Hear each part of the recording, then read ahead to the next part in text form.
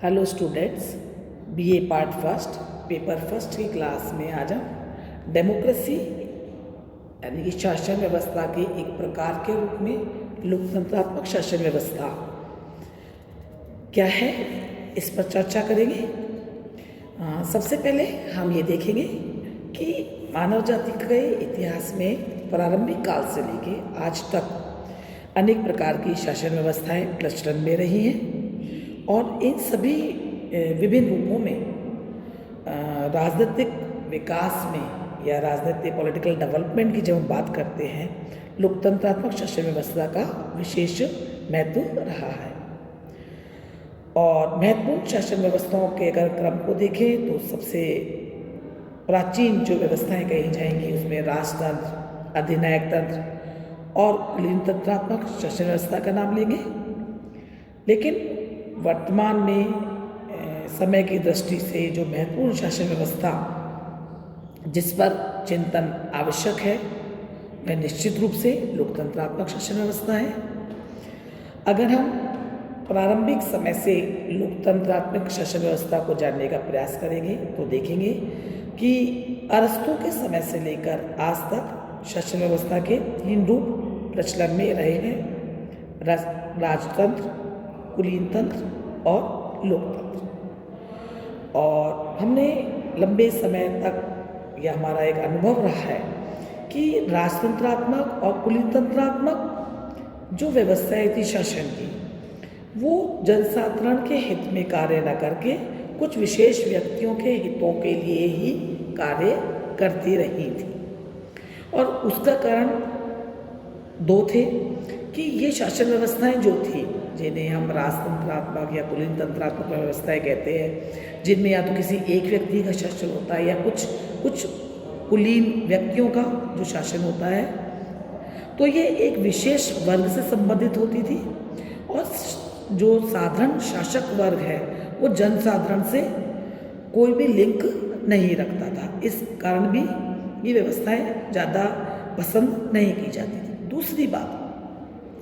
ये जो राजतंत्रात्मक शासन व्यवस्था थी या जो कुलीन तंत्रात्मक व्यवस्था थी, इसमें शासक वर्ग जनता के प्रति इसमें उत्तरदायी नहीं होता था और इसलिए वह निरंकुश बन जाता था। समय के साथ साथ जब परिवर्तन प्रारंभ हुआ तो ये आवश्यकता अनुभव की जाने लगी कि लोकतंत्रात्मक शासन व्यवस्था को अपनाया जाए, जो शासन व्यवस्था का एक विशिष्ट स्वरूप है जिसमें जनता अपने प्रतिनिधि के रूप में या प्रत्यक्ष रूप में शासन कार्य में भाग लेती है। शुरुआत में हम देखते हैं कि जहाँ इसका जो एक प्रत्यक्ष रूप था कि जहाँ जनता खुद शासन कार्य में भाग लेती है, उसका प्रचलन रहा। चूँकि ये व्यवस्था एक छोटे जगहों पे या छोटे स्थान पे ही प्रचलन में आ सकती थी, वहीं पे सफल रही। लेकिन इसका जो दूसरा रूप था जिसमें जनता अपने निर्वाचित प्रतिनिधियों के आधार पर शासन करती है, यही लोकतंत्रात्मक शासन व्यवस्था का जो यह रूप था, ये व्यवहारिक रूप में जिसे हम अप्रत्यक्ष या प्रतिनिधियात्मक या रिप्रेजेंटेटिव फॉर्म ऑफ गवर्नमेंट कहते हैं, इसके रूप को ही अपनाया गया। क्योंकि इस शासन व्यवस्था का एक मूल उद्देश्य था कि यह जनसाधारण के लिए या जनसाधारण के हितों के लिए अपनी व्यवस्था को संचालित करेगी। समय के साथ साथ हम देखते हैं कि लोकतंत्रात्मक शासन व्यवस्था में भी कुछ कमियां दृष्टिगोचर होने लगी। इसलिए लोकतंत्रात्मक शासन व्यवस्था को भांति तरीकों से या एक होलिस्टिक व्यू के रूप में हमने जानने का प्रयास किया, क्योंकि जो लोकतंत्रात्मक शासन व्यवस्था का रूप हमको दिखाई दे रहा था वो इसका सिर्फ एक पॉलिटिकल एस्पेक्ट था। लेकिन चूंकि हमको एक समेकित रूप में, एक होलिस्टिक रूप के अंदर में ये एक संपूर्ण लोकतंत्र को अगर जानना है तो उसको हमको अलग अलग उसके पहलू या उसके अलग अलग जो दृष्टिकोण हैं उनको देखने का प्रयास करना होगा। सबसे पहले हम देखते हैं शासन व्यवस्था के या शासन के प्रकार के रूप में लोकतंत्र। इसमें हम ये देखते हैं कि लोकतंत्रात्मक शासन व्यवस्था का क्या है। तो सबसे पहले हम देखते हैं कि एक लंबे समय तक लोकतंत्रात्मक शासन व्यवस्था को एक शासन के एक प्रकार के रूप में समझा जाता रहा है और विभिन्न विद्वानों ने इसके अलग अलग रूपों में इसको परिभाषित किया है और इसको अलग अलग रूपों से देखने का प्रयास हमेशा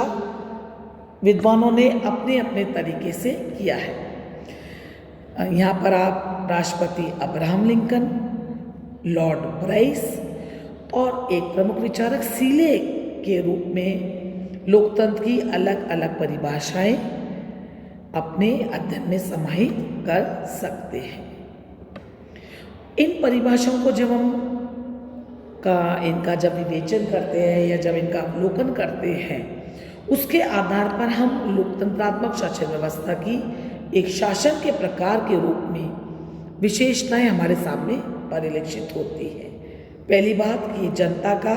इसमें प्रतिनिधित्व होता है, चूँकि जनता इसमें अपने प्रतिनिधियों के माध्यम से शासन कार्य में भाग लेती है। दूसरी बात, इस शासन व्यवस्था में जनता के हितों का रक्षण होता है, क्योंकि सरकारें एक साधन के रूप में होती है, साध्य के रूप में नहीं, और जनता के हितों को ही सर्वोपरि रखा जाता है। तीसरी बात, लोकतंत्रात्मक शासन व्यवस्था में या डेमोक्रेसी में सरकार जनता के प्रति उत्तरदायी होती है और यदि शासक अपनी शक्तियों का प्रयोग जनसाधारण के हितों में नहीं करेगा तो जनसाधारण के द्वारा उसको शासन व्यवस्था से हटाया भी जा सकता है। तो इन तीन विशेषताओं के आधार पर हम ये कह सकते हैं कि शासन के प्रकार के रूप में डेमोक्रेसी में जनता की सरकार की स्थापना ही की जाती है, जनता के हितों के लिए ही सरकार होती है और जनता की इच्छानुसार ही वो अपने पद पर बनी रहती है। ये डेमोक्रेसी का पॉलिटिकल एस्पेक्ट है जिस पे हम चर्चा करें। दूसरे तरीके से हम इसको देखने का प्रयास करें इस शासन व्यवस्था को, तो हम देखेंगे कि राज्य के प्रकार के रूप में हम इसे परिभाषित कर सकते हैं। जनरली ये देखा गया कि राज्य के प्रकार के रूप में जब हम लोकतंत्र को देखते हैं तो हम देखते हैं कि इस शासन व्यवस्था में भी राजतंत्रात्मक शासन व्यवस्था या कुलीन तंत्र की भांति ही इसमें भी भ्रष्टता आ ही जाती है, क्योंकि जो जनता के प्रतिनिधि हैं वो एक लंबे समय तक या कुछ समय के पश्चात उन्हीं के रूप में कार्य करने लगते हैं और इसके लिए आवश्यक हो जाता है कि लोकतंत्र का वास्तविक रूप जनता के सामने या जनता के लिए कब आ पाएगा, जब वो जनता के प्रति उत्तरदायी बने रहेंगे। और उत्तरदायी बने रहने के लिए आवश्यक है कि जनता के न केवल अपने प्रतिनिधियों का चुनाव तो करे, लेकिन साथ ही साथ वह उनके व्यवहार पे भी नियंत्रण रखे या अंतिम रूप में जो भी पॉलिसी मेकिंग हो उसमें जनता के जनमत को उपेक्षित ना किया जाए। तीसरी बात, सामाजिक व्यवस्था के रूप में जब हम लोकतंत्र को देखते हैं तो हम ये प्रैक्टिकली अगर हम देखें कि जो हमारा सोशल स्टेटा होता है, जो हमारी सामाजिक स्थिति है, वो हमारे पॉलिटिकल एरिया को बहुत ज़्यादा प्रभावित करती है। और हम ये भी जानते हैं कि सोशली या समाज के अंदर सभी व्यक्तियों को की स्थिति समान नहीं होती है और जब तक सोसाइटी के सभी वर्ग समान न होंगे तो राजनीतिक समानता भी हमारे लिए एक इल्यूजन बन जाती है। तो एक समाज के रूप में लोकतंत्र कब स्थापित होगा, जब जिस समाज में जाति, रंग, भाषा, लिंग के और धर्म के आधार पर कोई भेदभाव नहीं होगा। तो हम ये कह सकते हैं कि लोकतांत्रिक समाज वह समाज है जिसमें समानता के विचार की प्रबलता हो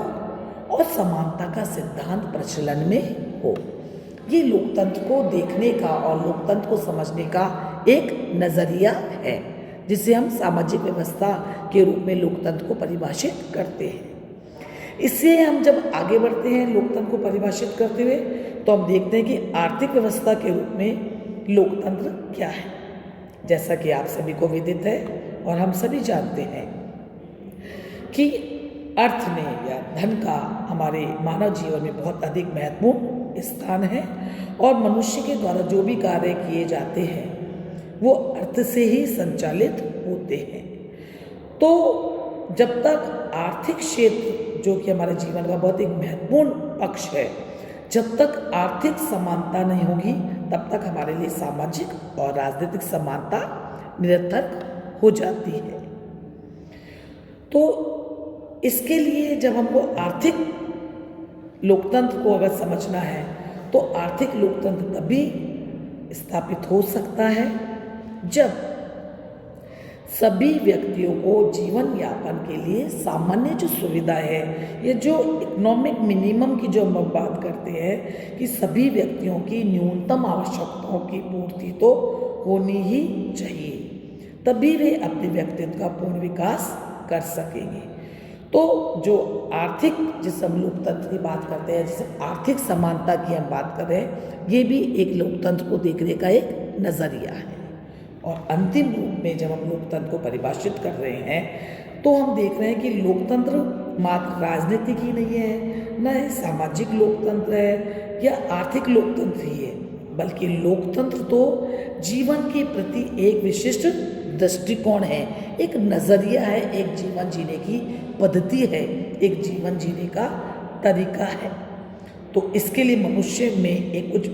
विशेष स्वभाव, विशेष उसका व्यवहार भी होना चाहिए। इसके लिए आवश्यक है कि समस्त मानव जाति में क्षमा, सहिष्णुता, प्रेम, परोपकार जैसे गुण होने चाहिए, क्योंकि प्रजातंत्रात्मक शासन व्यवस्था में सभी व्यक्ति वैसा ही व्यवहार दूसरे के साथ करें जैसा कि व्यवहार वो अपने साथ चाहते हैं। तो समीक्षा के रूप में हम ये कह सकते हैं कि लोकतंत्रात्मक शासन व्यवस्था का अर्थ शासन व्यवस्था का एक रूप ही नहीं है, अपितु राज्य के एक प्रकार के रूप में, सामाजिक जीवन के एक प्रकार के रूप में, आर्थिक व्यवस्था के एक प्रकार के रूप में, या हम कहें कि जीवन के एक पद्धति के रूप में लोकतंत्रात्मक शासन व्यवस्था एक ऐसा जीवन मार्ग है जो सामाजिक, आर्थिक, राजनीतिक जीवन के जितने भी पक्ष हैं उनमें अधिकाधिक समानता की स्थापना करके एक सहयोगी समाज की रचना करता है। Thank you. कल की क्लास में हम लोकतंत्रात्मक शासन व्यवस्था के प्रकार और उनकी विशेषताओं के बारे में जानने का प्रयास करेंगे। Thank you.